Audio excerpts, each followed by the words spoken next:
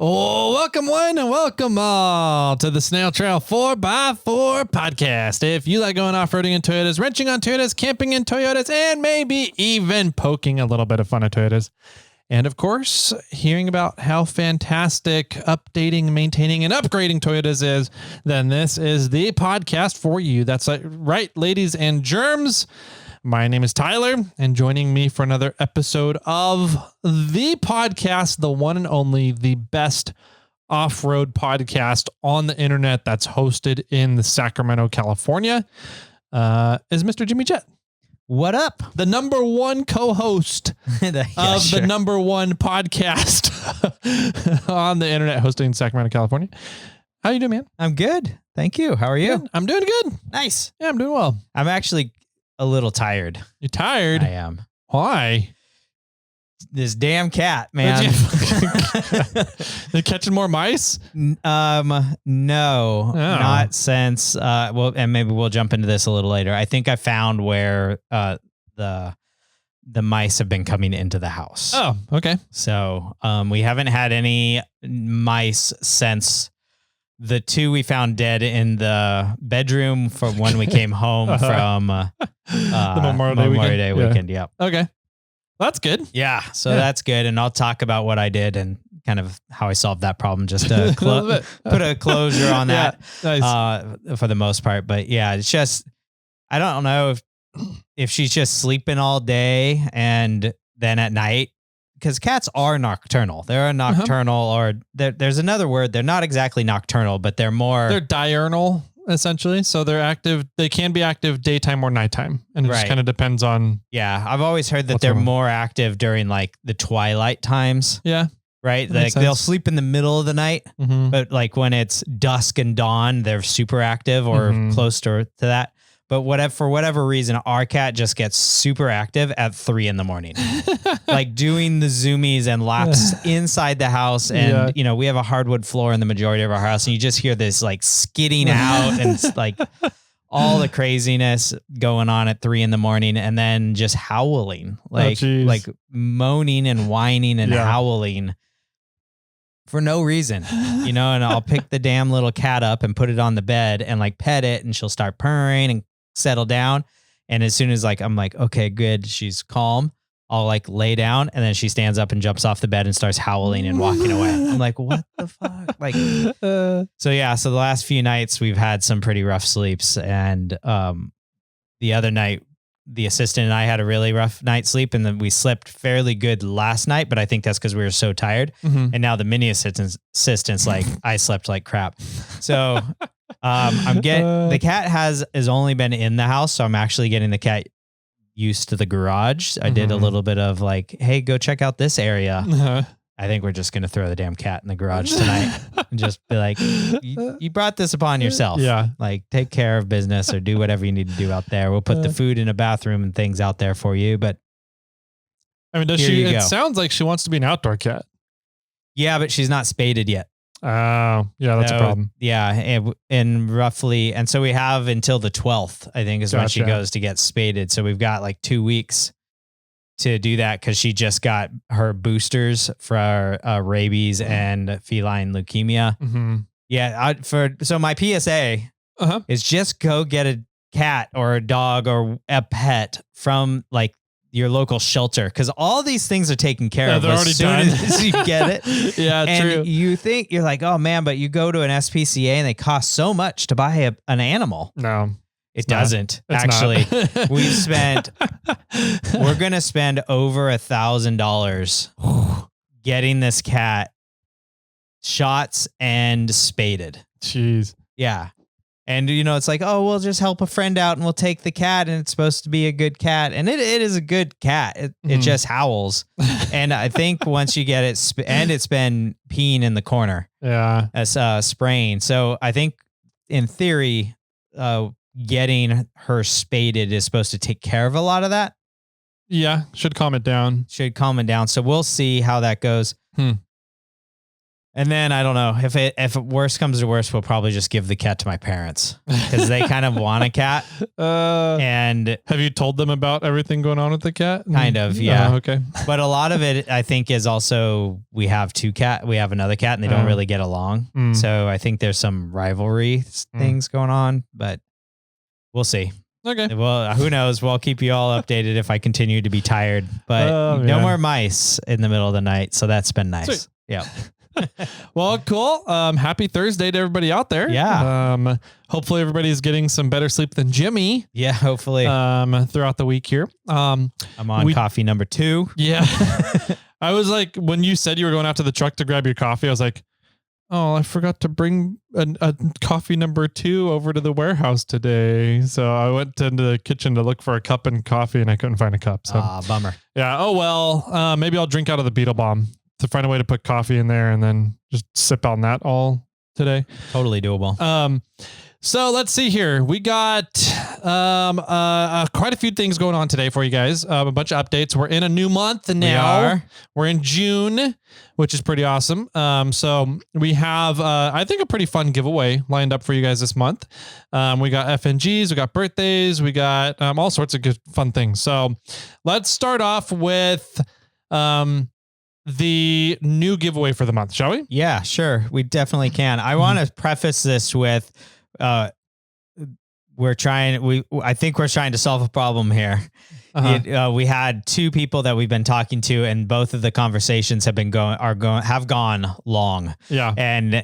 And we don't want to keep technically 3 that we've been talking to. 3 that we've been talking to, and they've all been going pretty long, and we don't want to leave you guys out like in the unknown space. So we're playing, we figured something out, which we think is going to be really cool. And then these 3 people hopefully will work out for the, 3 months of the rest of the year. Yeah. So yeah, I'm excited about this. If I was to get this gift, I think it'd be really cool. I think it'd be pretty cool too. If you're a huge fan of the podcast, I am. So, do you want to preface it and then I can run down the list? Yeah. So essentially what we want to do is this month's giveaway is going to be with us, SnailTrail4x4. So, we are, Jimmy and I, really, I think we've been doing the podcast longer than we've been doing laser stuff. Oh yeah. Playing with lasers. But we have gotten to do some really fun things with lasers. And, so we have this kind of new skill set, of lasering different items with different logos, different designs, whatever you want to call it. And we were like, what if we put together like a prize party pack? Yeah. For a winner for the month of June. So it's going to be a SnailTrail4x4, kind of like a party pack. And so what we've done is we kind of put together our heads of different items that, Jimmy and I do for buddies, for friends, for trail fundraiser stuff, etc. Stuff that we've done in the past, maybe. And we're going to create a menu for you. And so within this menu are going to be items. Jimmy's going to go over them, but we're going to give you a $200 shopping limit, I guess, budget, to go through this menu and pick what you want. And all these items are kind of like stuff that if you're going to have people over, you can kind of pull them out as like not party favors, but items for people to use. You can use them, just for your own family, I guess, too, anytime you want. But these are like items that some of them I actually do have in my bar at home. Yeah, I do too. And so I have a few of these. Yeah. They're really cool items to kind of have like in a bar, for entertaining purposes, if you have people over, kind of stuff. So, I think it's going to be pretty cool. We were kind of like, what are we going to do for this month's giveaway? The three companies we were talking to have kind of, they're not. Hopefully one of them could make it. And then, we're like, nope. So this is going to be really fun. I think it's some really cool stuff, that I really enjoy having in my bar. Whenever people come over, people kind of get a kick out of them as well. So, we're going to go through the menu here. Jimmy will talk to you guys about the items. And then at the end of the month, when we pick our giveaway winner, that one lucky winner will get to go shopping and figure out what all they want to get and how many of each item kind of thing. So, yeah, absolutely. So, I'm mixing it up here on Tyler right now. I'm going to say that we would be willing to do, Or here, I'll run down the list and then I'll say what I'm thinking. Yeah, because I didn't think it through completely. So we have whiskey glasses that we've been etching and have out there that we have them in stock. We have some already done and we have some extra ones. So we have a bunch of whiskey glasses that we will do some custom etching on for you. We priced those roughly at $15 each. We have pint glasses that we can do custom etching on for $20 each. We have tumblers, a wide variety of sizes that I have. The 30-ounce ones we're pricing it at $40, but if you want a smaller tumbler or a few smaller tumblers, we can figure out a price for that. We have this charcuterie board. You want to hold it up for the camera? If you're on YouTube, you can check it out. It's a fairly decent sized charcuterie board. It's like bigger than a basketball diameter. What do you think? 16 inches? I'm guessing 18 to 20. 18 to 20. It probably says on it. Maybe.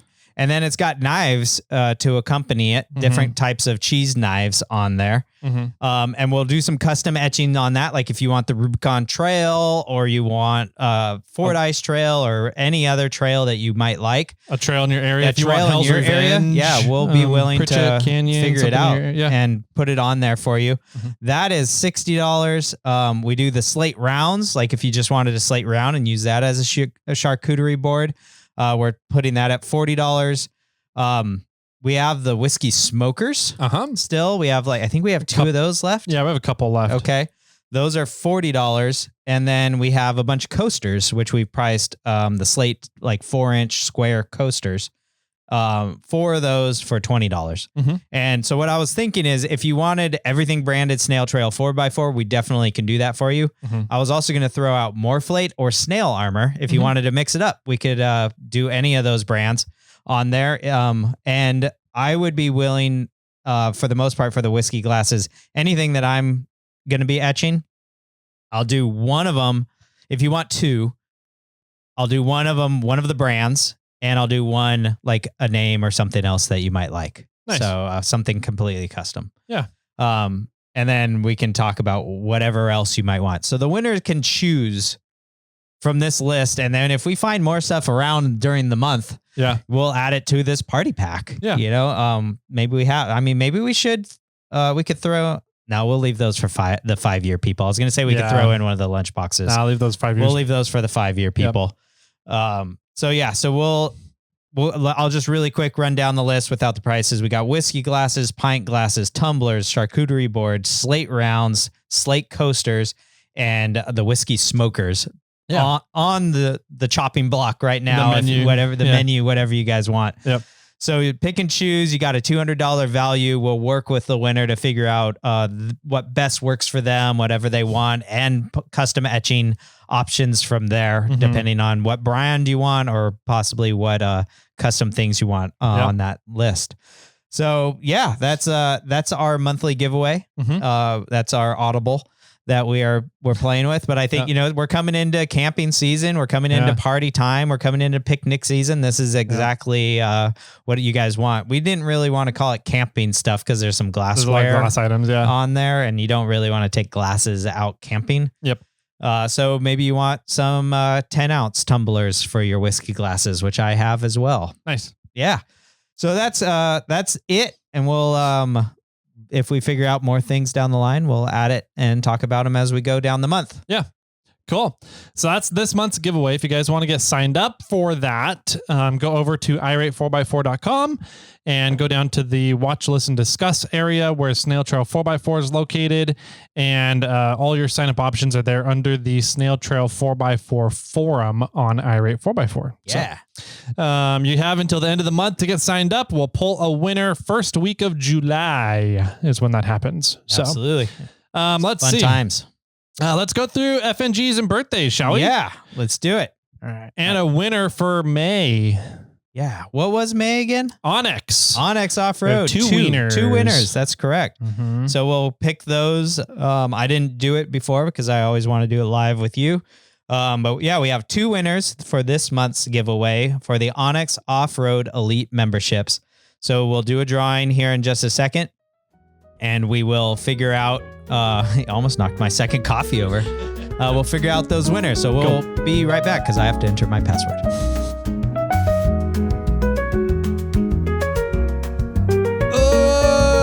Okay, we're back.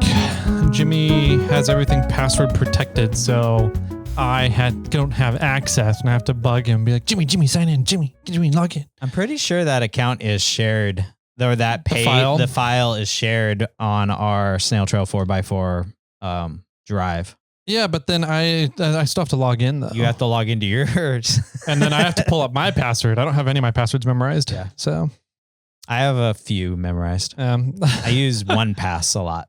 Okay. And you use LastPass. LastPass, yeah.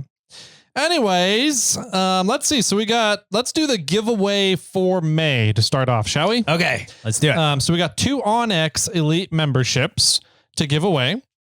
We put in everybody that is eligible for the giveaway into Google random number generator, and it popped out numbers 14 and 17 for us. Yeah, shocking. Which translate to, on our list, Jonathan Williams. Congrats, Jonathan Williams. And Riley Mayo. Yeah. Land Cruiser. We have Onyx Elite membership for both you guys, 1 each. So what's pretty cool about these is if you already have an Onyx membership, you put this into your account and it tacks it onto the end of your current subscription. Okay. So it's not like you have to create another account. It doesn't overlap your current subscription. It just tacks onto the end of whatever your current one is. So if you bought a 5-year subscription, then you now have 6 years. Got it. So, but is it 6 years at Elite? I'm curious how that works. Like, what if you just have their basic?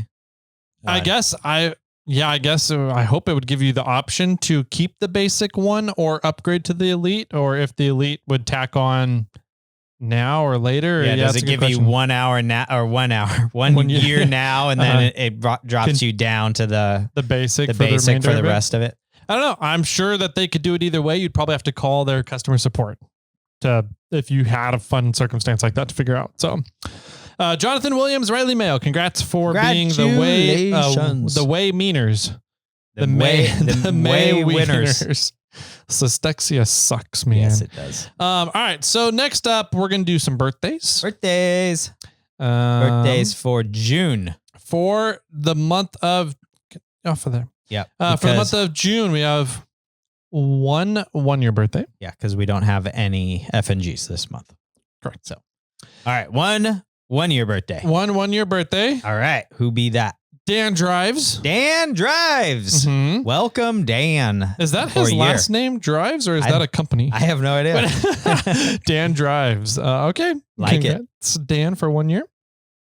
2 years, we have 1. Oh, 1 more. All right. Ben Thompson. Thank you very much, Ben Thompson. 2 years. 2 years. 3 years. We have a couple here. Ooh, nice. Riley Mayo. How does that work? Didn't that happen last month too? Did we have the birthday winners won? If John Williams wins and he's a birthday this month, I think something's rigged. Yeah, I know, right?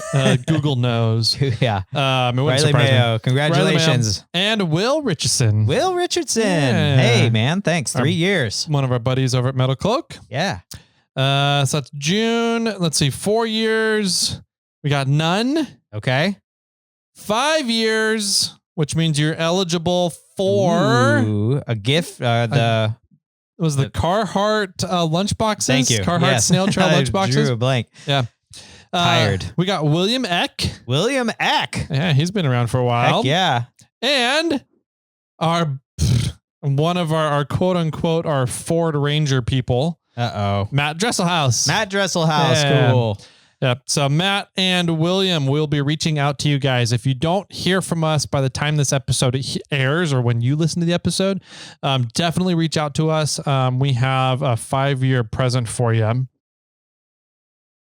And guess what, Jimmy? What? 6 years. Oh, what? That's right. We have 6-year birthdays. We have a lot of them this month. Do we? Oh, yeah, because that makes sense. This would be kind of the first month that we really started the monthly giveaway sign up stuff, right? Yeah. We technically started in May, but it was like the last couple days of May. And Fergie Fab, Dustin Ferguson, got in May, and he's the only one that did it. So he's the only May new annual birthday as we move forward each year, right? But June, there was quite a few people that signed up in June 6 years ago and are still on board with us. This is awesome. All right, cool. I'm ready for it.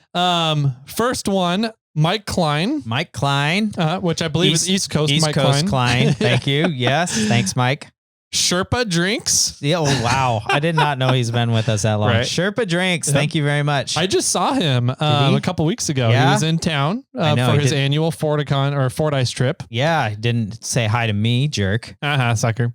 Brandy Dunkel. Oh, Brandy Dunkel. Is a local with the Grass Valley four-wheelers. Awesome woman. Thank you. Jesse Farmer. Oh, Jesse Farmer. Mm-hmm. Very nice. Thank you very much. 6 years. I'm going to just say Shy. Yeah, Shy. I can't pronounce his other stuff. Yep. Shy, thank you very much. Continuous support, Southern California guy. Evan Cook. Oh, Evan Cook. Who we have a lot of fun conversations with about his Forerunner. Yep. Thank you. 6 years. Wow. Tom Saldivar, who is Doc. Doc Saldivar from the 559 area. Mm-hmm. Maybe they use 559 Tony. Maybe. Oh, that's funny. Jeremy Borja. Oh, Borja. Mr. Borja. Thanks, man. 6 years. Thank you so much. 6 years, man. Friend from college. And the one that we are keeping on here until perpetuity, until the podcast ends. Robert Gutzman. Rob Gutzman. Yeah. Our a good buddy, good wheeler, lost life too early. Yeah. Awesome dude, fabricator, loved helping people out with any mechanical problem fabrication idea that they had up here in the Sacramento area with the Gold Hills Posse. He was in that club and passed away on us a few years ago. So Rob Gutzman, you're not forgotten, buddy. Miss you. And you're going to always stay on here with us. Even though forever. I canceled your account. Yeah. I blocked you. We're going to keep you on there. I didn't want your wife getting bills that she didn't know how to pay. Yeah. Especially during that time when everything was going on. Yeah. But miss you, buddy. Yeah. So that's our 6 years. 6 years. Wow. Yeah. Thank you, everybody. 6 years. That's awesome. That's pretty cool. Let's see. So that was birthdays, no FNGs. Nope. So nobody signed up May last month. So that was giveaway items. Giveaway. Let's see. What else can we do here? Do you want to do reviews? Yeah, we haven't done reviews in a while. Give me a sec here. I'll have make Jimmy log in again. I don't think I need to for that. Don't need to. Hold on. But while he's doing that, I will talk about reviews because we do have a giveaway going on and we'll find out where we're at. But once we get to 750 reviews, we are giving away a set of tires from Yokohama Tire. So super excited for that. You can get almost any tires you want. They just have to be DOT approved and less than a 20-inch rim, which is pretty much all the off-road tires out there. And Tyler and I and his employees cover a lot of the off-road tires. I think Tyler put the AT tires, maybe the brand, was it the new AT4s? You can nod or say something. I know on the trailer. On the trailer, no, I put some like a heavy F-rated tires. Okay. On the trailer from Hercules.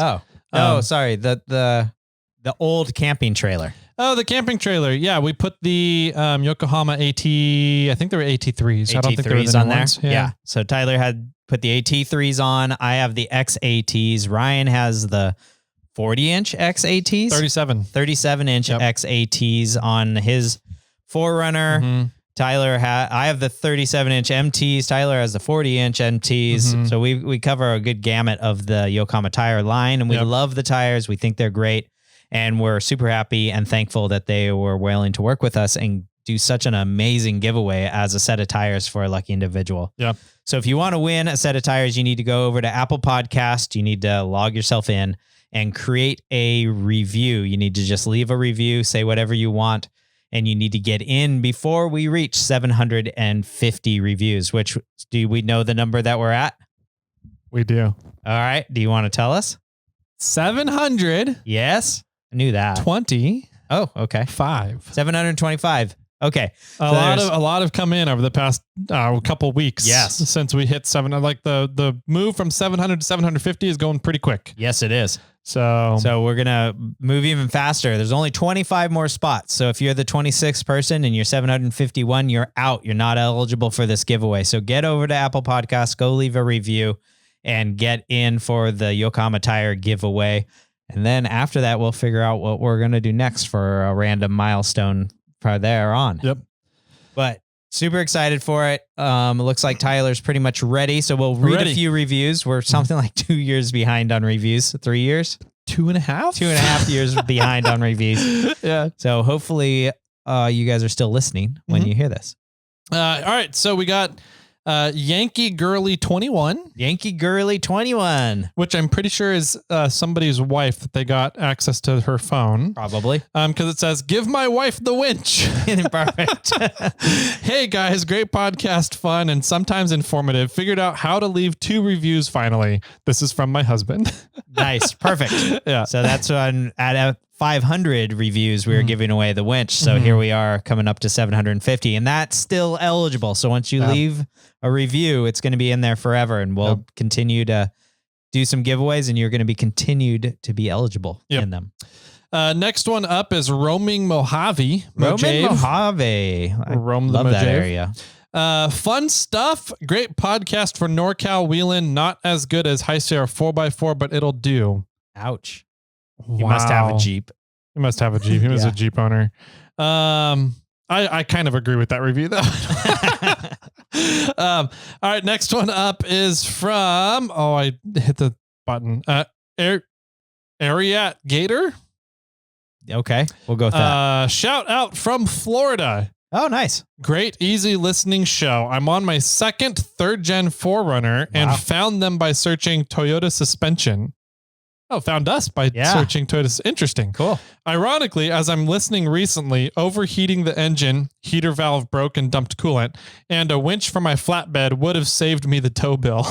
Dang, yeah. Really actually enjoying listening. I commute about 2 hours a day. Wow. And enjoy catching up on wheeling in California. An hour each way. An hour each way, I guess. Yeah. I was doing about 40 minutes each way. Yeah, I mean, that's definitely not unheard of. I was thinking 2 hours each way, and I was like, man, that's getting up to what my dad was doing. Yeah. But an hour each way, that's I think a lot of people probably do that. Kind of. Yeah. Not me. Yeah, not me. My commute is 10 minutes, roughly 12 minutes, maybe. I mean, this is my long commute and it takes 20 minutes. Yeah. So my other commute's 5. That's impressive. Seconds. It takes you 20 minutes. So it takes you 20 minutes and you travel what? 25, 30 miles? Maybe. Yeah. It takes me 12 minutes and I travel, I think 4 miles.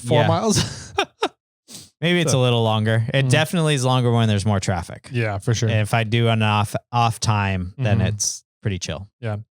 Next up is Johnny Boy 420. Johnny Boy 420 says the best off-road podcast and then some. Woo. This is the best off-road podcast out there, especially if you're in the NorCal or out west. As a SoCal desert wheeling Land Cruiser guy, it's super fun hearing about our rock crawling friends to the north and all of their shenanigans. I especially enjoy the technical discussions as well as the ham radio info. Oh, geez. More ham talk, please. It does not say that. Thanks, Johnny Boy. I'll send you $20 for adding in that. It does not say that, actually. You just said that. I did. I wrote that in myself. No, he actually said it. It's here. It's written here on March 7, 2023. Okay. If anybody wants to go look it up. More ham talk. Yeah. Just FYI, Jimmy. Sure. We might as well just do more Starlink talk nowadays. Heyo. I have an update on that, by the way. I don't think I talked about it from the Memorial Day weekend, but I do have an update there. Oh, okay. And last one for today. All right. Is from Jeff 555. How many F's are there? 2. Okay. Jeff and there's an H in there. So it's okay. Jeff 555. Entertaining 4x4 podcast. Very entertaining and usually informative. Not too bad for Toyota guys. No. Another Jeep person. Yeah, probably. Get fucked, Jeff. All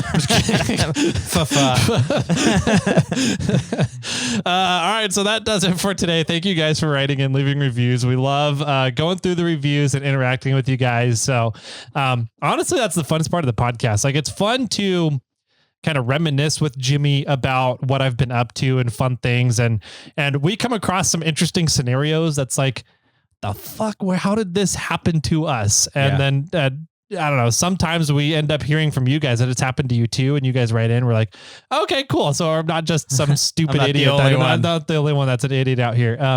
But it's fun to reminisce about that stuff, but it's even funner to have that camaraderie with the listeners too. So going through reviews and getting to read them all is one way that I don't know, brings enjoyment to us for doing the podcast. So. Yeah. I mean, it makes it more personable, right? You know, it's the podcasting, we've talked about it before, is very one-sided. You know, you guys know everything about us. We know nothing about you, but any way that you can communicate back to us, whether it's snail mail episodes or leaving a review or hitting us up on Instagram or any of those things, you know, it's just, it makes the circle a little bit more round instead of very oblong. Yes, true. So cool. Another way you guys can do that is to interact with us that we love is calling in for tomorrow's episode, Fridays. Yep. We do a snail mail episode where you can call and leave us a voicemail about anything you want. And we will play it without screening them first. So it's a little risky, but so far it's worked out pretty good. Yeah. And we'll air them on Fridays. So it's another way for us to be able to interact and learn more about you guys, what rigs you drive, what trails you're on, feedback for the show. If you're like, you guys are stupid, tube is this and pipe is this and pipe is for poop. We get to learn really cool things like that too. So definitely. Yeah. Always a fun time. Yeah. So let's see. We got reviews out of the way. There's only 25 slots left for the tire giveaway. So definitely make sure you guys are getting in for that because it's coming up quick. Absolutely. So, exciting. Yeah, it is. Speaking of, one of my employees found a set of 4 40-inch Yokohama tires in good condition. Yeah. For $1,000 on Marketplace. Yeah. XATs? XMTs. The ones that I run. Yeah. The 40-inch ones. That's not the XMT. The MTs or the XMTs? Sorry, the MT, regular MT. Yeah. So $1,000 on Facebook. And I was like, that's a steal. That's a good deal. Somebody needs to pick those up. Yeah. So anyways, shit, I might if I can't get the XATs. Yeah. I'll see if I can find it. It's in our text chat somewhere. All right. Send it over to you. All right. I guess that does it for intro stuff, housekeeping things. Yeah. Shall we jump over to what we've been up to? Yeah. I have some updates, some fun updates. All I've heard that you have some fun updates. So you did? Sweet. We'll play Slap the Bag during the break here, and we'll be right on back with kind of what we've been up to, some fun things. Are you stuck inside? Are you not sure where you want to go to explore? Well, open the onX Off-Road app. It shows you all the trails around you, and it tells you their difficulty. Now you can quickly search out your next adventure or plan your next trip. Download onX Off-Road from the App Store. onX Off-Road, built for the adventurer. Welcome back, ladies and gentleladies, to Thursday, the main juice of the episode here. What Jimmy and I have been up to over the past week. Jimmy and I don't really sit down in between podcasts and talk. We don't really text each other very much and talk. Like, it's really it's kind of weird. We're in a few group messages, and I kind of get to learn tips or little insights about what's going on. But sneak peeks, some teasers. Yeah, we don't talk outside of the podcasting to keep it more lively or fresh for the audience. Yeah, is the real reason. Yeah. So we've been up to some things. I have a Bronco update. I have a little bit of a Forerunner update. Okay. And I thought I had something else. Starlink update. Yeah. Okay. Starlink. So, and then you've got a mouse update. I do. I'm really curious about this one. Yeah. And then I have a few things. I have kid promotion. I have mouse and steering arms are on my right, are the big things on my list. You have are your arms getting too short to steer with? Yeah, or? pretty much. Okay. It's a problem. Well, I want to hear about mice and steering arms for sure. So okay. Sounds good. You want me to start? Yeah, start off. All right, cool. Well, I'll start with the mouse because I talked about it a little earlier. So, just if you haven't listened to the last few episodes, real quick, go back and listen to those if you want. Episode. But we've been having our new cat has been catching mice and bringing them up to the master bedroom to play with while in the middle of the night while we're sleeping. The indoor cat has been catching the indoor them, cat. And I was like, I got to put a stop to this when we came home from Memorial Day and there was 2 dead mice in the bedroom. Well, one in the master bathroom and one in the bedroom. Mm-hmm. And I'm like, where the F are these mice coming from? Like, how is the indoor cat catching mice that are inside the house? Mm-hmm. So it was pretty much the next day, actually. It might have been the day following, but I think it was the next day. I was going down and getting the kid ready for school, and we were hanging out, and I saw the cat like laying down semi-posed, like not necessarily ready to strike. Yeah, not necessarily that, but kind of like almost to that position, just like laying down and very intentively looking at a grate that is underneath my, like the divider that separates my great room from our kitchen. Okay. On the very bottom side of that is a small vent. Okay. And I was like, I wonder. Huh. And so I stuck my hand all around that vent, and there was like a 1-inch gap on the top of the vent that you couldn't see because it's like down at under the floor and the pantry bookcase thing hangs over it by a few inches. Mm-hmm. So whoever installed it was kind of like, nobody's going to notice that this is not perfect. Yeah. And so I was like, okay, so there's a small gap along the top of that. So maybe the mice are getting into there and then the cat's catching them and pulling them out. Mm-hmm. So I pulled the grate off. Okay. It was held on by some silicone. Okay. Not even screwed on or anything, because the hole for the grate is like 1/4 of an inch shorter than the grate itself. Okay. Yeah. And so there's no room to screw it in at all. Mm-hmm. So I just pulled it off, and then I shined a flashlight in there, and there was like a solid 1 to 2 inches underneath the vent that, and anything could go from underneath the house into the vent, over the vent, and into the house really easily. Mm-hmm. Which is weird because my parents, I took the house over from my parents. My parents were like, we've never had this problem. I'm like, this seems to be a common theme about what's going on. They've never had cats, right? They've had cats. Okay. We've had cats growing up. Okay. Yeah, but there was, I don't know why. I don't know what it was. So I got some expandable foam, and I got some steel wool. Okay. And I sprayed the expandable foam underneath the vent, and then I shoved the steel wool in it, and then I stuck the expandable foam thing up to the steel wool and filled it with foam. Okay. And I did that all the way along the bottom, and then there was one side that there was a gap. And so I sealed the vent into that space, and then temporarily I've now cut a piece of wood to lift the grate up to very close to what should be the correct height. Mm-hmm. But I'm going to build and cut a like spacer. Okay. Out of some scrap of metal I have.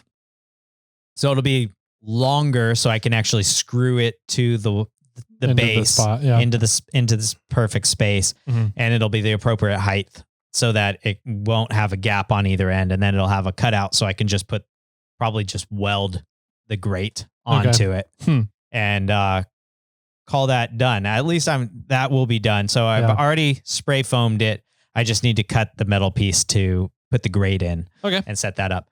Cool. But since then, which was I think Thursday, we haven't had any mice problems in the house. Nice. So I don't know if the cat got all the mice or if this is actually working, but that solved the mouse problem. We still need to figure out and solve the cat problem. Yeah. Okay. Yeah. Well, cool. Besides that, I have one truck update, what I'll get to a second, but I want to preface that with this week, my kiddo, the mini assistant, promoted, they call it, 5th grade from where they are. So she's going out of elementary school and going to middle school. But at this point, we are moving her districts because we moved. We're moving her out of Roseville and moving her over to Loomis District. And Loomis District does K through 8, so she's going back to an elementary school. But she's going to go to the middle school-esque. Yeah. But this whole week, for the most part, has been doing a lot of things for like the mini assistant. They had like a promotion party on Wednesday. They had on Tuesday, they had like an early out lunch thing going on. Thursday was actually her last day of school, and a bunch of the parents took the kids out to ice cream afterwards. So there was just like, I only had a few hours of time to work every single day. So it just really put a nail in the coffin or whatever. But, it was I did speak to Jason Green the other day, and he said he's going to write a book of all my funny sayings. All your cliches. Yeah, whatever. So, not a lot of stuff got done this week, unfortunately, just because it was all based around the kid graduating or promoting out of 5th grade. But over the weekend on Saturday, between her piano recital and some free time, I did go over to Hustlenut's house, and we went to his neighbor's house, and the neighbor is a machinist. Yeah. Really great guy. His name's Carl. Fantastic individual. He used to run a performance motorcycle business in Sacramento, doing machining for all the people that want to soup up their motorcycles. Okay. And he retired out of that business, but he pretty much brought everything he owned back to his house and his garage, and he hasn't stopped working. Yeah. So I struck a deal with him, and we did a little bit of work on my steering arms, and it was really cool to see this guy work. Yeah. Like thankfully Jason was like, hey, you should come over when he's doing the work. And I was like, I agree. Like, I don't want him to have to do this work for me and then me just show up and say, hey, thanks for everything. Like, I want to be there. I would love to film it if he's okay with it. 2, I would like to learn something. And I did both of those things. It was a lot of fun. So we figured out how that we were going to drill a hole in my steering arms to remove the Toyota tapers from the top side, and we were going to create the Toyota tapers on the bottom side. Okay. And so I bought a reamer, a Toyota tapered reamer, from Amazon someplace. Okay. Oh no, I don't think it was Amazon. It was like kxit.com or something like that. Some weird website. Actually, Carl found it and said he should buy this one. Okay. And then funny story, because when he was using it, he's like, wow, this is a good reamer. This is really sharp. So I was like, well, this is the one you wanted me to buy. Yeah. So that was funny. But so got the specific reamer, and then I guess Hustlenuts and Carl talked like the day before I came over, and they found these little like spacers that Hussman had in like his toolbox or whatever. Okay. And they were 1 inch diameter, 1 inch tall, and already had like a 3/8 hole drilled through it. Okay. And so that worked out pretty well. So what did you need the spacer for?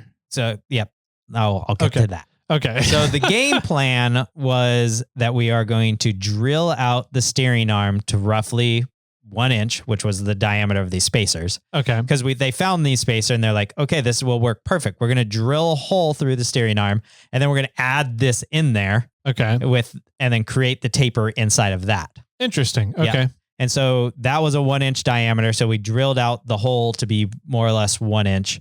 But first what he did was he worked on the spacer, and he faced the spacers so that it created the exact same height as the steering arm. Okay. And then he cleaned up the outside. So it was a specific diameter. Exterior, right? And then he drilled out the inside of the spacer on his lathe. This work was done on his lathe. He drilled that out to be just short of what the small diameter of the taper would be. Okay.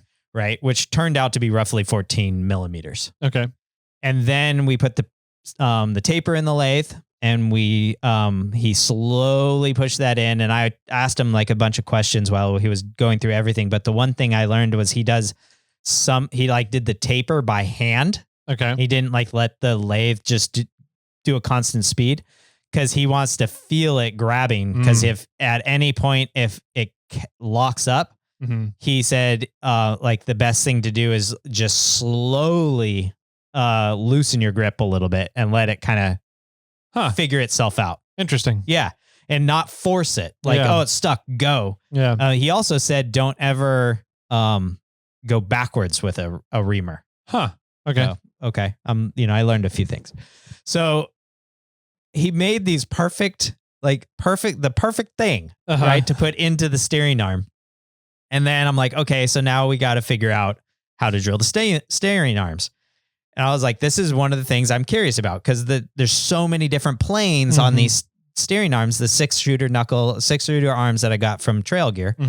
There's so many. There's the plane for where you're anchoring all the bolts. Then it like comes up at an angle, and then it kind of twists, and then it twists another way, and they milled it. And I'm like, I'm curious how you're going to level this so that we can figure out how to drill it. And he's like, well, they already flattened it for you.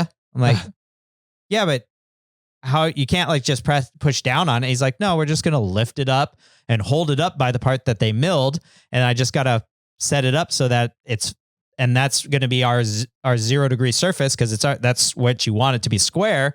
So I just need to figure out how to hold it up at that point. I was like, you make it sound easy, and he's like, yeah, look, we'll just use this spacer and this spacer and then these clamps, and bam, there you go. And I'm like, are you serious? Like my head, I was like, how do I hold this thing? Like I'd have to create this jig to hold it at this angle so that all that's at the right. And he's like, no, you're overthinking it. I'm like, okay. So he drilled it out. We did a bunch of steps because roughly the small diameter was 14 millimeters, which is roughly a 9/16, right? And then he stepped it up through 3 bits up to a 15/16. Okay. And then on his mill, he took a special bit and he started cutting away thousandths on the outside till it was, I think he said he went, if the spacer, let's just say, was 1 inch perfect, I think he said he went 0.5 thousandth larger or maybe 1/1000th larger than 1 inch. Wow. So that it would press in perfectly. Yeah. And that's what he did. I don't exactly remember how much over he went, but he went, drilled it to 15/16, stepping up, and then he used this bit and started carving away at the exterior so the lathe turned and it had this bit that was offset, and so that he could just cut away like these super small amounts to get it to be just over 1 inch. Yeah. And then he put some assembly lube on it, and we went over to the press and pressed it down, making sure that the small point of the taper now is to the top of the steering arm. Yep. The large part's to the bottom, so that we can put the trailing the arm on the bottom side. Yeah, not trailing arm, the tie rod from the bottom side of the steering arms. And we did that on both, and everything went together perfectly. It looked absolutely gorgeous. I have a few photos and videos. I'll throw them up on my Instagram so you guys can check that out. I did shoot some video, which will go into the video in the long run. And then I ran out of time and I needed to run over to the Mini Assistance piano recital. So Hussman was like, do you want to be here when I weld these? It's not going to take me very long. I've already have the TIG welder all set up. Like, it's not going to, and I was like, nah, man, like, I don't think we need to shoot video of you TIGging them together. I'll just talk about it later. He's like, all right. And then like 15 minutes later, he sent me photos of them like done. I was like, yeah. So anyway, so he welded all those up. I haven't grabbed them from him yet. So I still need to do that, but that's the big step that we got done with Samantha. So now I need to really get down, and I need to make the tie rods and pan hard bar for Samantha, so then we can really start playing with the steering set up and figure out kind of where everything's going to go, and figure out if we can move the axle farther forward, or how far forward can we go without modifying the engine mount. Or should we pull the engine mount off and push it farther forward more? Yeah. So it's a thing that we need to figure out. I know, and I need to talk to Brian again, because I'm pretty sure Brian told me a good length for the links to be. And I think we're short of that with how we have things set up now. Okay. So either I need to move the frame side links back to best fit that length, or the axle needs to go forward. Yeah. And I think even though it'll be more work, I would rather push the axle forward and get a better approach angle. Yeah. So, excuse me. So that's the game plan. And going forward, and so I need to finish drilling the tie rods out and threading those and getting that ready for next week. So hopefully Husman can come over and we can start playing with that. Nice. Yep. I also went to the Sac Republic soccer game after the piano recital. Okay. And my younger brother played in a band at the game, which was pretty cool, which was fun to go and watch. But the funny part that I wanted to say was that the assistant and I have been, we're on dieting and we're trying to lose weight and get our summer bodies on, because we are going to go to Hawaii this summer and we want to look good in our bathing suits, or at least one of us does. And me. Yeah, exactly. The assistant looks good no matter what. Hope she listens. And and so we've been on these calorie deficits. That's how you lose weight. You eat less than you burn your output energy. Yeah, your output energy. And we had a few beers and we got a little drunker than I thought we anticipated than we used to. Like when we weren't on a diet, we kind of knew our limits, and now you're on a calorie deficit and your body's like, anything coming in we want and I need to use. And so it hit us harder than, we expected. But thankfully, because my brother was playing at the show, we had arranged for my sister-in-law to drive us home. So we didn't have to worry about Ubering anywhere. We Ubered down there because we knew that this was all going to happen. Not that we were going to get more schnockered than we anticipated, but we did figure that we were going to have a few drinks and be safe to get home. So, but it was funny to be like, man, like that hit us hard. Yeah. So that was all Saturday, and Sunday came around and we were both feeling like not very motivated to go do anything in the morning. So Sunday was very lazy. Yeah. But nice. That was my update. The steering arms was really cool. It was really fun to sit down with Carl or to work with Carl and see how machinists kind of work. I've had some experience with a little bit of machinists in the past, but they just think differently. Like we think about how to put the part in a certain area so that the drill is going to come down, and they put the part wherever they want and then move the table to best fit it, inside of a drill, or put, they think in thousandths or even less, millions at sometimes, where we're kind of like, oh, that's good enough. Yeah. But he did have a very fun quote that I think we could all use, which was, don't let precision get in the way of good enough. Because good enough is good enough. Like you don't need it to be perfect. Yeah. It just needs to be good enough. Even though his good enough was down to like a thousandth of an inch. Yeah. I'm like, I think we could have just drilled it out to be 1 inch and figured it out from there. But I'm sitting here like, good enough is about 1/16 of an inch in my mind, right? Like, like if I can hold these both still and weld it so that it's straightish, because that's what I was thinking. It's like, this doesn't need to be parallel. It's going into a ball joint. The ball joint rotates and moves. Like it just needs to be straightish. Yeah. And in the roughly the correct, like the depth of the taper was the biggest thing that mattered to me, right? Like you wanted that to be similar to what it was within 1/16 of an inch. Similar to what it was in the steering arm from factory. Yeah. And otherwise, if it's higher, lower, in or out, or, rotated one way or another, it's not going to matter that much. Yeah. But the way a machinist thinks is different. Yeah. But it was a lot of fun to learn that side of things. And I really, like, if I had money, extra cash laying around, I would be buying a lathe today. Like the things that you could do with it. I'm watching him going like, this is badass. Yeah. This would be a lot of fun. Yep. Nice. Yeah. So that was my update. Steering arm's done. Hustle Nuts pushing me along, which is fantastic. And I appreciate. So thank you very much. But I want to hear about the Bronco. Yeah. Bronco is gone. Okay. Gone. All right. Yeah. So Bronco Ford got back to me about the buyback on the Bronco. Yes. Right. And essentially they gave us what I thought was a pretty good deal. They held to the word. They held to the law of lemon law. Yes. They didn't try and shortchange us and be like, do these people know the law or not? Kind of thing, which I was wondering if they were going to try and do. But they didn't. They stuck to the law, and we got everything back minus a mileage allotment for essentially the 2 years, year and a half that we had the Bronco. Okay. Right. Which I also find kind of funny. I think we had the Bronco less than we had our order in for the Bronco. Maybe. So I think we had our order in for the Bronco 2.5, 3 years, something like that, before we actually got the Bronco. And we ended up having the Bronco less time, even though in my opinion, for a lemon law, I think we had the Bronco quite a bit of time. It's just that it doesn't rain a ton in Northern California, in Sacramento, I should say, over the course of 2 years to be able to find out that your roof is raining inside your Bronco. Right. Right.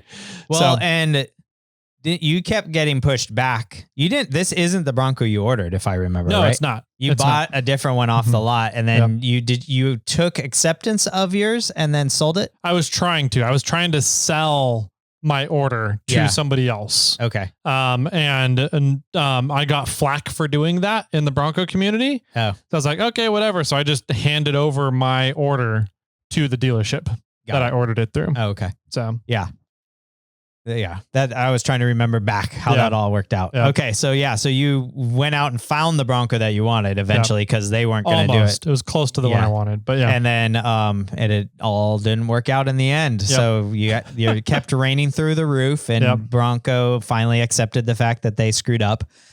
Ford accepted that, and they paid you back full price minus mileage.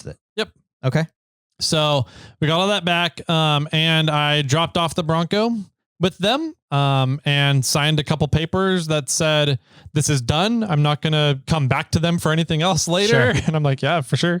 And they wrote you a check then? They cut us the check. And so the check was there to pick up when I dropped off the Bronco. That's the exchange, right? Yep. That was pretty much it. It was a very seamless process. Wow. I will give credit to Ford where it's due. They did the right thing.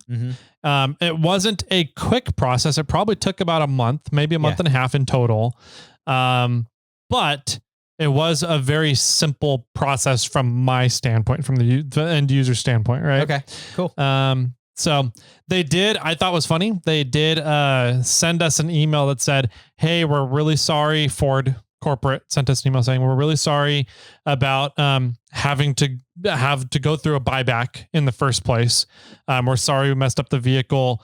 We're going to be sending you a private offer because they obviously know that we're going to get another vehicle, right? Yeah. They're like, we're going to send you a private offer for a credit towards a new vehicle. Sure. I was like, oh, okay. That's kind of nice of them. Like that's an apology. They realized they messed up. They still want to keep my business. Right. Yeah, sure. I was like, that's kind of cool. It's nice that a company recognizes when they mess up and they try and make it right. Yeah. And I applaud them for that. Okay. Now, what was the offer? Because I know how they do this things. I was expecting I would have been like, okay. I don't know what you got in your return, but let's just hypothetically say you got like 50 for it. So if you got 50 coming back from the Bronco, then I would assume that they go, hey, here's a brand new, we'll be happy to offer you something similar, a little bit different. Let's just say the Ford Explorer. So let's just say an SUV market, which normally retails for 60, and we'll be happy to give it to you for 50. That's what I would assume a business would do. That's kind of what my thinking was. So you're thinking like roughly $10,000 value, sure, something like that. Yeah, I was thinking if for a fuck up that much and having to deal with it raining in the Bronco and taking it in multiple times to get it repaired, not repairing, and when your purchase price of vehicles are so high nowadays, brand new vehicles, I would think that it would have been in around a $10,000 mark. In my head, I'm thinking 10%. Sure. Right. A 10% value towards a new vehicle. They offered $1,000. $1,000 off. Yep. of a brand new vehicle. It had to be a brand new vehicle. It could not be a previously owned vehicle. Wow. So I'm like, so 1%? Less than 1%? 1% of $100,000 vehicle would be $1,000. Okay. Right. So if we are looking at a Ford Explorer, which I want to say around the $50,000 to $60,000 mark. Yeah. If you want to get a fully loaded Explorer, you might be looking at $65,000, $70,000. You're probably about a 1.5%. Now I have heard, and I don't know if it's true, but I have heard that like vehicle markups are like 5%. They're not a whole lot. I do know, Ford obviously makes their profit margins. I don't know what their profit margin is to the dealers. That would be always interesting, in my opinion, to find out. And then the dealer has their markup, their profit margin. So yeah, I know that dealer markups are not a big percentage. They're relying on just dollar amount of volume, right? Yeah. And maybe that's what I'm thinking of is that was like roughly 5% is the dealer from once the dealership buys it from the brand, they roughly mark it up 5%. Maybe that that's wouldn't what surprise me. I mean, if you're thinking about let's just say a $60,000 car, 5% of 60,000 would be $3,000. Yeah, $3,000. That seems low to me. Right. I don't know. I don't know what dealer markups are. Right. What the percentage they are. But that's always been fascinating to me to find out. How does exactly the automotive industry business structure work, right? So anyways, they offered me $1,000 and I was like, that's like doesn't even cover my taxes and fees on the vehicle. Sorry, but no. Right. So thanks for the offer. I'm going to pass. Yeah. Out of that whole process, the offer was kind of the point that I was like, I don't know, just kind of like after the first email I got saying an offer was coming to me, a private offer, and saying, hey, we're sorry we messed up the vehicle. We're sorry we messed up the production. We have higher standards than that kind of thing. And, we look to uphold our standards. We're sorry we put you through this process. To come back with an offer that doesn't even cover the taxes and registration and fees. Right. I was like, that doesn't seem like they're really apologetic now. Yeah. So I don't know. Anyways, it was an offer. They could have not given me an offer at all. So whatever. Anyway, we're giving you 50,000 air quotes, right? Yeah. Go pick another Ford. Yeah, exactly. Right. You really want to keep my business. That's how, I don't know. The offer was kind of like, how much do they really want to keep my business? How much are they? I don't know. You think they would do like a store credit thing, right? Where like if you go buy another Ford before we write the check, we'll give you $55,000 off, right? For 55,000 back.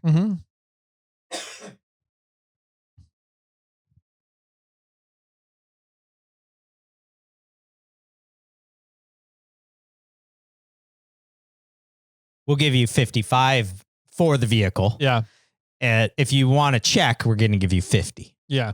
That's how I would assume it. Yeah. That would be nice too. Like, and coming from a business owner's standpoint, right? If I have a situation like that happen with Morphlate, and somebody doesn't like what they got, or they have issues or warranty with it, we eat the cost of it. Yeah. And I'm looking to I need to fix the relationship with that customer. Right. And B, make it right to the customer. And C, hopefully keep them as a customer in the future. Right. Sure. And because they're people, they don't want to go through that in the first place. They're spending money.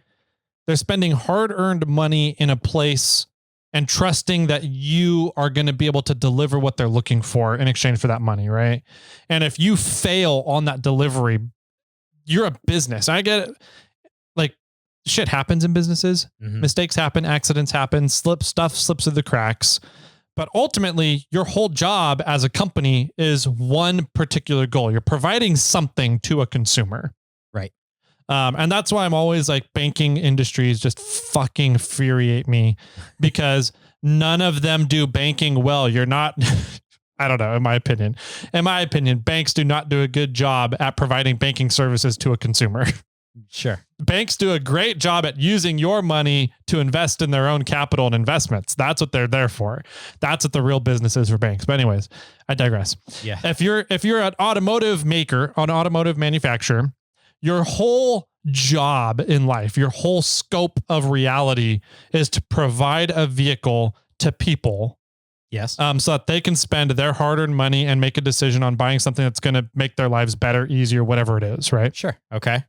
And if you fail on that aspect, I would do everything in my power to make that right and make sure that I maintain that customer in the future, because we fucked it up. It's not on the customer. It's we fucked up the product, right? Yes. We fucked up our whole reason for existence. I don't know. I would have done a lot more than $1,000. Yeah. But that, I agree. Yeah, whatever. Yeah. I, as a business owner, also and trying to look at it from Ford's standpoint. Yeah. Right. I would try to do whatever I could to put that person back in another Ford. Right. Because you want them to continue to live the Ford life. Like you want people to like be brand loyal so that the next time they consider getting a vehicle, they don't go, what about Dodge or Chevy or maybe an international brand? Yep. You know, like I can easily speak on the Toyota side that when people get into the Toyotas and have the reliability, which I mean is a little wary at this point in time, but the reliability and functionality that the vehicles have, they go, why would I ever buy another vehicle? Another brand. And they stay with Toyota. And considering that, I don't know if the average is still there. I think we covered it in one episode. It used to be that the average male bought a new car every 2 to 2.5 years. I think that went up to about 4 years now. Okay. If my memory serves me correctly, don't quote me on that stat, but I'm thinking, often is when people are buying new cars, right? And if, hey, you fuck up one car, that's fine. You fuck up one purchase for a consumer, but that consumer, especially at 35 years old, they've still got 10, 12, 15 more car purchases in their lifetime. Yeah. You want to do everything you can to make sure they come back for those 12 to 15 car purchases. Yeah. And I don't know. I agree. Maybe just you and I view business differently. We're weird. Dude, I don't know.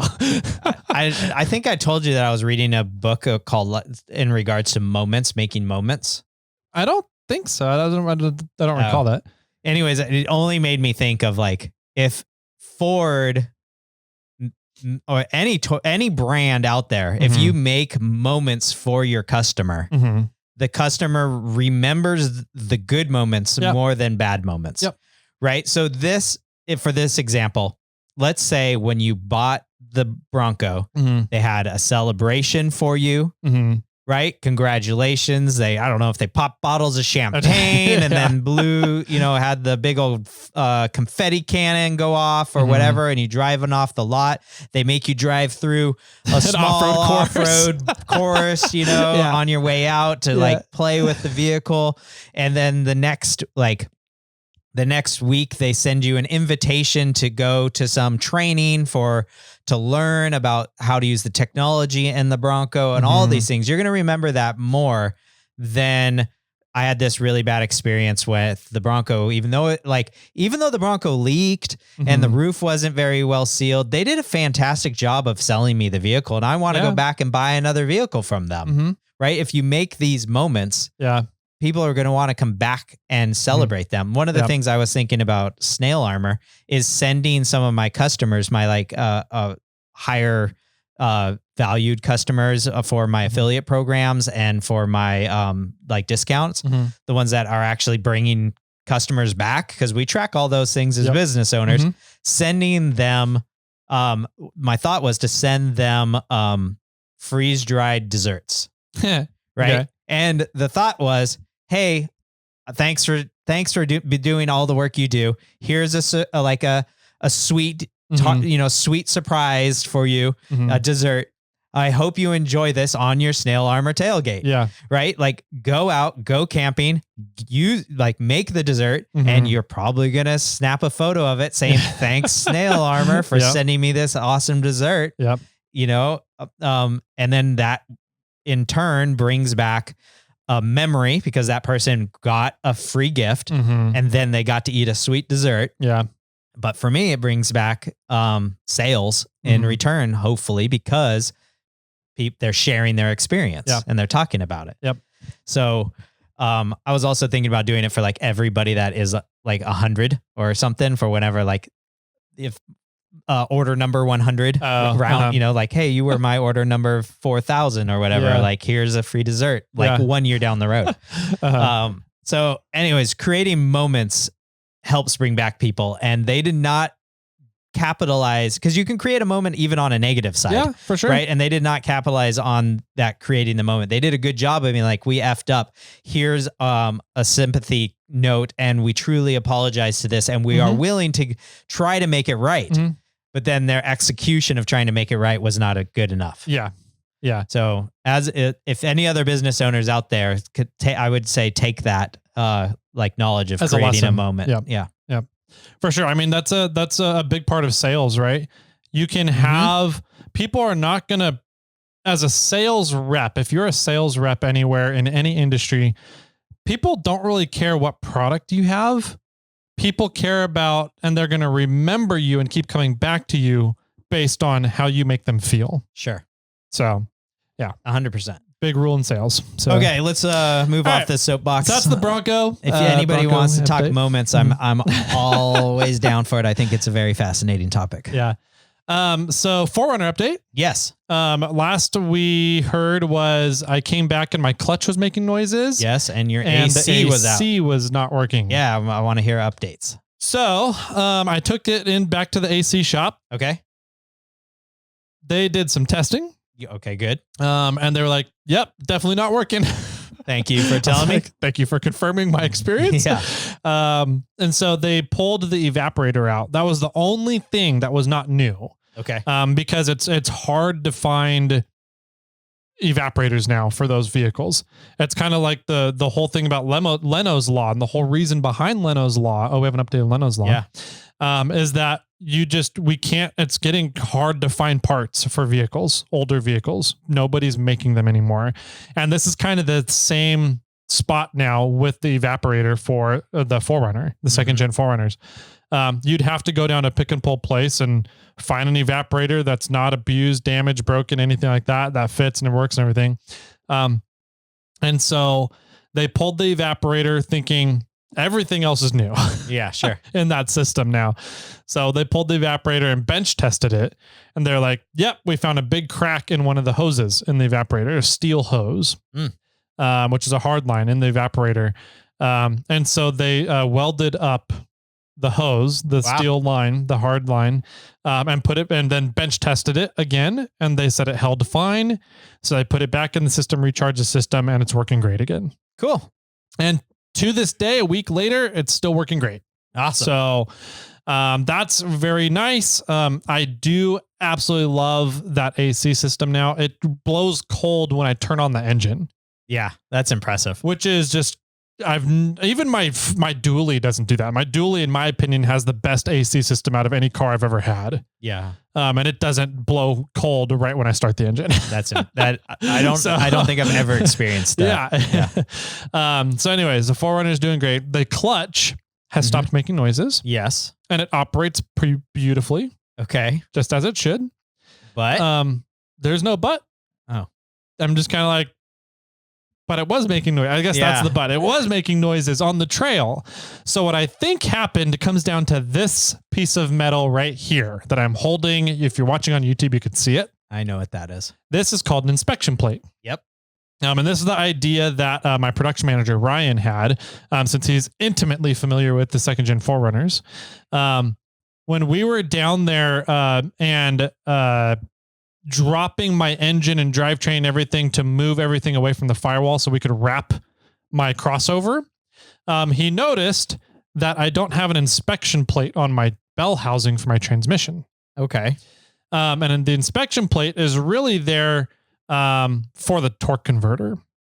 If you have an automatic transmission, if you have a manual transmission, there's not much to it, right? You don't really need to have the inspection plate. But if you don't have an inspection plate, when you go through water crossings, you have a very high chance of getting shit into your bell housing Yes, and your you clutch, right? So that's what I think happened. Okay. I think Ryan hit it dead on because I haven't had any issues. Sure. And I think it was even coming out of the trail. It wasn't making any noise on Sunday coming out of the trail. So I think I got something in the bell housing in the clutch area when I went through those deep water crossings. And it worked its way out or dried out and fell out then. Sure. And so I'm going to put this inspection plate on and keep running and hopefully not have any more noises. Hopefully not have any more noises. Yeah. Cool. So, and while you're out on the trail making noises, you have a Starlink update? I do. So I didn't talk about this. I used the Starlink Mini. Oh, you got one? I got one. Okay. And used it for the first time. It came in like a couple days before Memorial Day weekend trip. So I used it out on Memorial Day weekend. That's the way to go. Yeah. It's the way to go for sure. The Starlink, the Mini, even when it's powered on and trying to find signal, it only pulls about 40 watts. And once it acquires signal and is like just kind of running in standby or running, however, it's about 20 watts. Okay. Which is less than half of what my Gen 2 12 volt conversion does. Dang. Pulls. Okay. So the power lasts a lot longer. I was getting 100 to 150 megabits per second on the Mini from the middle of the springs and Rubicon Springs. So it was about triple the speed my Gen 2 gets. Okay.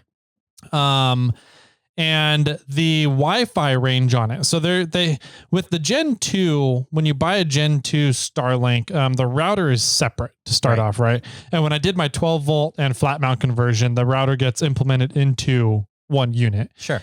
But that router that comes with Starlink it's a bitchin' router. It has a really strong, far-reaching Wi-Fi signal. Okay. So when you buy a Mini, that router is integrated into the Mini, right? Into the dish and everything. It's all one thing. And it's a small package. So you'd think maybe they skimped on the power of the signal, especially because they offer for purchase for $40 an external router for the Mini. Oh. And it's tiny. This router is about the size of my wallet. Okay. Yeah. And so it's smaller than a phone. Sure. Maybe a little thicker than a phone, but smaller. What would be the point of that if you have one inside? Because you would think then that the internal router is not strong enough to get a Wi-Fi signal outside of your vehicle or into your general area where you're camping, that you need a bigger router to cover a large area, right? Not the case. No? Not the case. That Mini, the internal router on the Mini so do you know where Mog Camp is? Yep. So from Mog Camp over to Pine Camp. Yeah. I was able to get Ryan's Starlink Mini signal from there. From there. With about half signal strength. Wow. Yeah. Trying to think of as a bird flies, I would say it's 200 yards. I don't say 200 yards, probably 300 feet. So 100 yards. It's about 120 yards maybe. Okay. Which is pretty, I mean, do you need more than that? I don't know. And then we had the set up at Mog Camp. I was over on the other side of the waterfall, on the other side of the river. Dirty Dozen. Dirty Dozen. I was getting full bars from my router. That's awesome. So I'm like, you don't need the external router. And those are still $300? The Starlink Mini, yes, they are on sale right now. I think $299, $279, $299. You might be able to find them a couple spots for $279. Okay. But $299. Yep. And any update on the Mini? No update yet. I haven't heard any more information about it. Just rumor. Yeah. Okay. Yeah. All right. That's good to know. Maybe I should just avoid getting the 2 and just go straight to a Mini. I think you should. Yeah. Yeah. That 12 volt flat mount conversion is nice, but it is a bigger packaging and it pulls a lot more power. Mm-hmm. So, if you're looking at getting a Starlink setup for camping, for wheeling, for backpacking, hiking, whatever it is, go with the Mini. It's the way to go. If you're a business and you're looking to have a Starlink setup, somewhere to cover an area or a house or something, then the 12, the Gen 2 or Gen 3 is the way to go. So got it. Yep. Okay. Good to know. Yeah. I've been thinking about the Starlink because I'm going camping this weekend. Oh yeah. And we're going to try the teardrop trailer for the first time since we bought it. And I'm going to do some very small updates and things to get it ready for this upcoming trip. And I was like, oh, maybe I should I need to take my Starlink off my roof and figure out if I want to try this or not. Or can I switch with Tyler, or what am I going to do? And just due to time, I'm thinking I'm not going to worry about it at the moment. But it has been on my mind about things one of the things I need to get done is that Starlink. But I'm going to add the new battery. I bought the battery, the lithium. Is it a lithium phosphate battery? There's different chemical compounds. The main component of the anode cathodes are lithium. Yeah. So it's a lithium battery and 12 volts, but 100 amp hour. Nice. I bought the one, I believe that has a Bluetooth connection to it. Okay, so Bluetooth BMS. Yep. So I can see what the battery is actually up to from my phone, which is kind of fun. I was like, should I spend a little bit more money or not? And I was like, let's do it. Yep. And then the next major thing I'm going to do is I'm going to see if, and I haven't checked, and it's just going to be a simple check for the most part. I'm going to take off some of the lights on the inside and outside of the trailer and see if I can simply just pull the bulb out and put an LED bulb into the apparatus, if it's going to be that simple. Yeah. Because I bought like a 10 pack of those simple replacement LED bulbs for like your car and small, I don't know, the small bulbs that like you would use for your reverse lights or your license plate lights. And a lot of the connections on the vehicles are that type. Like if you want to put them in your dome on above your, your head inside the cab, it's that same sort of connector. Yeah. So I have a handful of these things. So I'm kind of like, well, maybe I can pull these apart and just see if it's a simple swap. And because I already have some, so I want to change some of the lights to LED if it's going to be easy. I'm going to definitely add the 12 volt battery in there. I'm going to add a light bar on the hatch of the teardrop. So when you open the back hatch, there'll be a light up there. One of the things we noticed that the hatch can open up really far. It's the struts that are limiting it. Yep. So that's going to be on the chopping block as to fix that. For a little bit. So you're going to put longer struts on them? Struts and figure out how to move that. I don't know if it's going to be possible, but I still really want to put the Iron Man 4x4 fridge in there. We used it last weekend on Memorial Day weekend when we went up or 2 weekends ago now. And it's a great fridge. Absolutely love it. It's just big. Yeah. It's just it's like a 65 liter and it's just too big to tote around and move around for myself. If I go out on a weekend camping trip, it's a little larger than I need. But if I had it permanently in a location, like if you had a rig and you had a permanent mount fridge, this thing would be fantastic. Dual zones, dual control, Wi-Fi controlled, like you can run on AC or DC. Like it's a fantastic fridge. It's just a little large for what we use the fridge for. Like we have one fridge and we move it from item to item. Like, oh, we're going car camping. Let's put the fridge in the car. Oh, we're going off-roading. We're going to throw the fridge into Bobcat. Oh, we're going, now that we have a teardrop trailer, we want to have a fridge that sort of lives in there. And so we kind of wanted to figure that out. And we thought that the Iron Man one would be perfect. It's just, I don't know if it's going to fit or how it's going to fit, but I still really wanted to get in there because I almost have no need. It's too big for any of our other needs. Yeah. So I need to figure out a way to do that. I think we're going to take it this time and we're just going to put it in the Tacoma. Yeah. And have it be in the Tacoma, the back of the Tacoma there. And then there is a Dometic in the trailer right now, but it's small. It's smaller than The other fridge that I got from you, it's smaller than like the ARBs. It's a tiny fridge, and it definitely, for a family of 3, it's way too small to have it. You could put like a few, maybe 2 days worth of food in there and no drinks, right? So the optimal one for us would be a way to figure out how to get that Ironman 4x4 fridge in there. So I still think I might try to figure that out.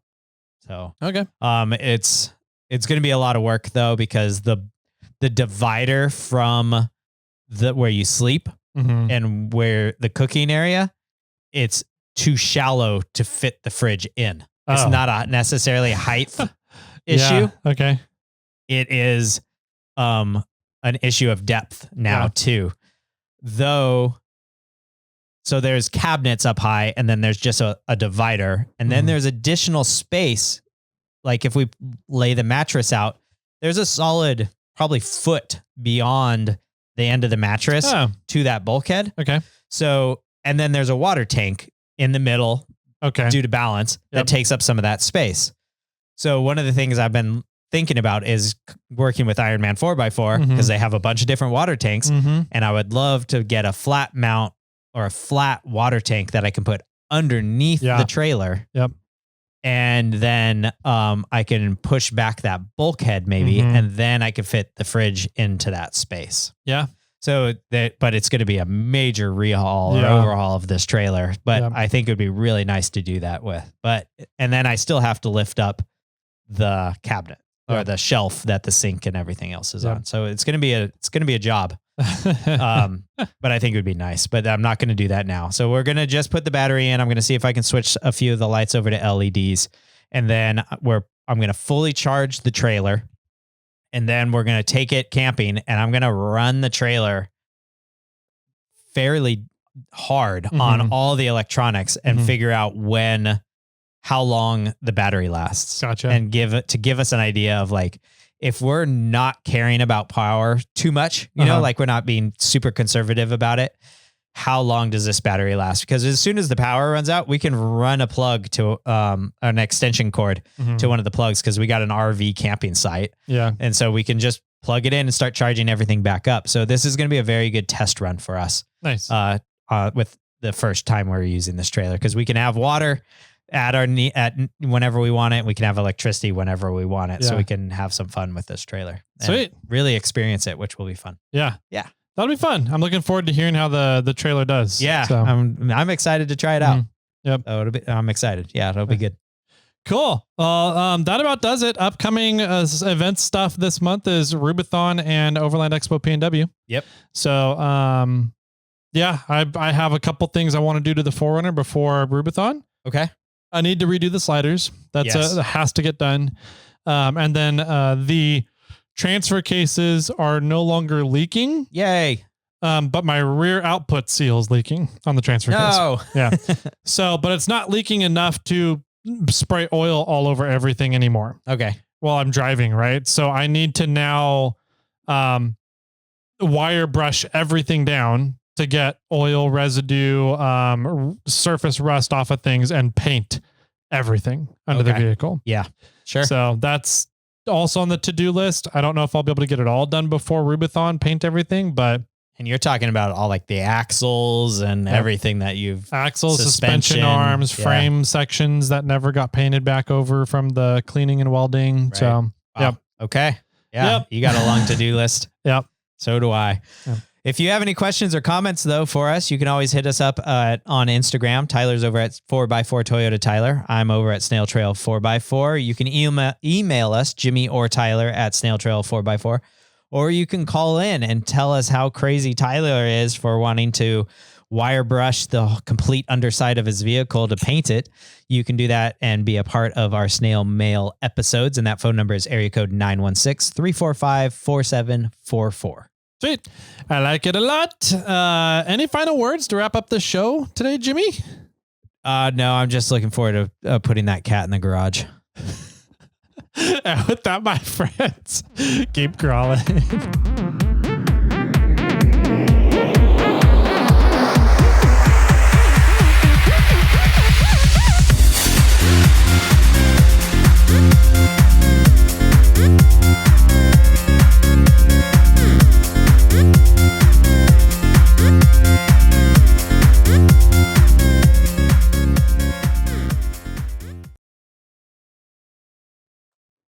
I got one for you. ¿Qué pasó? This one might be a stretch. Risky? Oh. Not risky. Stretch. Okay. What candy can you eat on a playground?